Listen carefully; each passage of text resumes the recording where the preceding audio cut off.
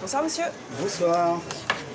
Alors c'est un cadeau de Noël que vous avez eu, c'est ça? C'est ça, un petit Blu-ray, mais malheureusement je n'ai pas de lecteur, donc...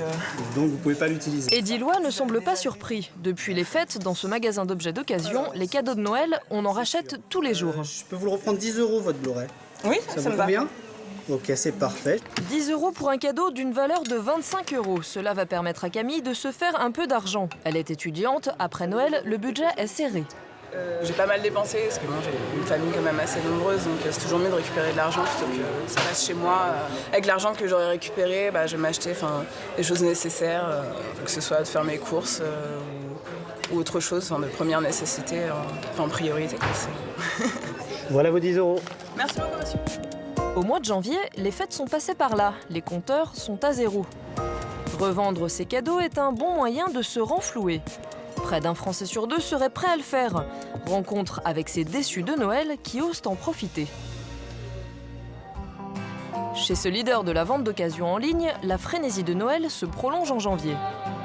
Cette courbe montre le nombre d'annonces qui ont été mises en ligne depuis le 24 décembre au matin. Donc on était à 15 400 000 et quelques le 24 au matin. Et donc au 3 janvier, on était à plus de 19 millions, donc soit à peu près 4,5 millions de nouvelles annonces. Et on pense que l'effet revente de cadeaux y est pour beaucoup. Cette année, les reventes se font plus tôt que l'an passé.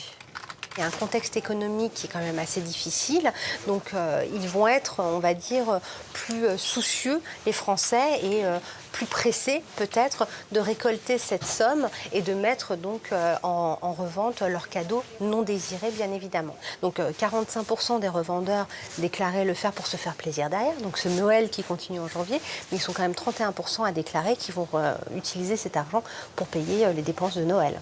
Et ça, c'est nouveau. Un bon plan pour les vendeurs, mais aussi une bonne affaire pour les acheteurs.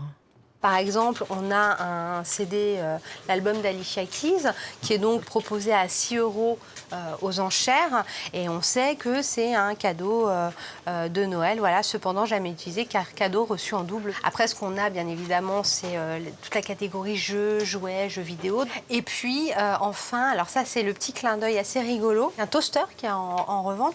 Et quand on a fait notre étude TNS, les Françaises déclaraient que le petit électroménager faisait partie des cadeaux qu'elles détestaient le plus. Donc c'est une très belle illustration de ce propos. Voilà, à 140 € en achat immédiat pour une valeur de 220 € normalement en magasin. Donc une vraie bonne affaire. Revendre sur le net son cadeau trouvé au pied du sapin, c'est justement ce que s'apprête à faire Willy. Le cadeau qui ne me plaît pas, c'est ce manteau, qui, je pense, pourrait plaire à beaucoup d'autres jeunes filles.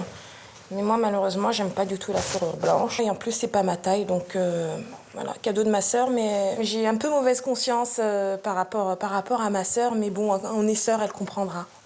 On s'aime beaucoup, je t'aime, ma sœur. Willy va nous donner quelques astuces pour bien vendre son cadeau. Première étape, prendre des photos avantageuses. J'essaie de photographier la marque.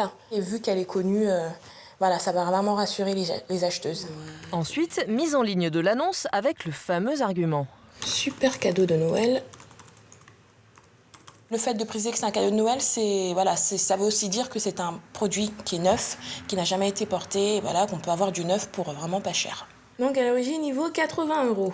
Je pars de 70 parce qu'en moyenne, il faut compter à peu près 10% de réduction sur le prix d'achat. Pour l'instant, je vais commencer petit, on va voir si ça part ou pas. Au pire, si ça part pas, je réduirai un peu le prix, hein. On verra bien. D'autres ne veulent pas attendre. Katia se rend dans un magasin de produits d'occasion pour vendre son cadeau. Il n'y a pas d'attente, on n'a pas de photos à prendre, parce que bon, sur Internet, du coup, il faut prendre des photos, il faut les télécharger, etc. Donc c'est plus fastidieux. Son cadeau, c'est le cornio, un vieux classique pas tout à fait à son goût. D'accord. Si vous voulez de l'espèce pour celui-là, je peux vous donner 3 € en espèces. En bon d'achat, je rajouterai 1 €, ça vous fera 4 € à déduire d'autres choses. D'accord, à ce moment-là, je vais vous prendre un bon d'achat, comme ça je peux regarder si un autre film peut me convenir. Ça marche, on fait comme ça. L'intérêt du bon d'achat pour la personne, c'est qu'elle va avoir un petit peu plus que ce qu'on va donner en espèces. Ça dépend des produits, mais généralement on propose 20% plus cher en bon d'achat. Entre l'appât du gain et le faire plaisir, Katia a choisi. Et qui c'est qui vous l'a offert ce DVD? Ah ça, un membre de la famille, qui bon, voilà. Mais bon, ça arrive que l'on se trompe sur les cadeaux et au moins maintenant je Je suis sûre de pouvoir me faire plaisir et d'une manière, il m'a fait plaisir puisque je peux me permettre de me racheter un DVD qui me plaira plus. Voilà. À retenir pour ceux qui auraient mauvaise conscience à l'idée de revendre leurs cadeaux. Si dans ce magasin on constate 20% de rachats en plus après les fêtes, pour Younes Swilmi, c'est la période la plus propice de l'année.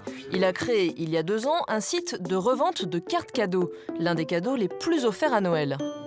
Depuis le 25 décembre, on constate en moyenne 10 fois plus de reventes que le reste de l'année. Enfin, il y a jusqu'à 20% des cartes et chèques cadeaux qui sont offertes ne sont jamais utilisés, ils expirent sans avoir été utilisés.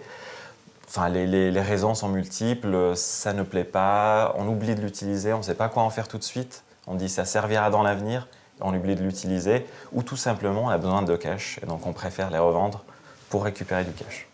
Revendre sa carte ne vous prend que quelques minutes. 3 informations sont à renseigner.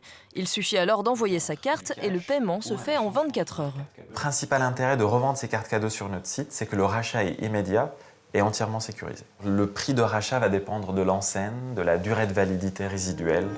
Pour une carte d'une valeur de 100 €, vous pourrez en récupérer en moyenne 80 et la carte sera remise en vente sur le site à 90 €. Les montants qu'on peut récupérer sont non négligeables et voilà, peuvent apporter un surplus de pouvoir d'achat. Revendre ou acheter en magasin ou sur le net, c'est sûr, Noël se prolonge en janvier.